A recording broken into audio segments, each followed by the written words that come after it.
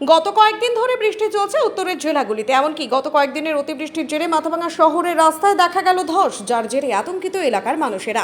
ঘটনাটি মাথাভাঙা শহরের 11 নম্বর ওয়ার্ডের একাধিক রাস্তায় আন্ডারপাস রেন কাটের ফলে পচাগড় থেকে গোলঘর ও নগর মাথাভাঙা লোকনাথ মন্দির সংলগ্ন এলাকায় রাস্তায় দেখা দিয়েছে ধস, যার জেরে এলাকা দিয়ে যানবাহন চলাচল কার্যত বন্ধ হয়ে গিয়েছে। ওয়ার্ডে কাউন্সিলর না থাকায় কোচবিহার জেলা তৃণমূল কংগ্রেসের চেয়ারম্যান গিরীন্দ্রনাথ বর্মন বলেন, বিষয়টি তাদের নজরে রয়েছে। পুরসভার চেয়ারম্যানকে জানানো হবে দ্রুত ধসে যাওয়া রাস্তার অংশগুলি সংস্কার করার জন্য। এই ব্যাপারটা আমরা যেহেতু কাউন্সিলরবিহীন এই ওয়ার্ড, তাই আমি কাউন্সিলরের দাদা হিসাবে, জেলার একটা দায়িত্বশীল পদে আসি হিসাবে চেয়ারম্যানকে জানাবো। চেয়ারম্যান যদি দ্রুত এটা সংস্কার করে, তা নাহলে যোগাযোগ বিচ্ছিন্ন হয়ে পড়বে।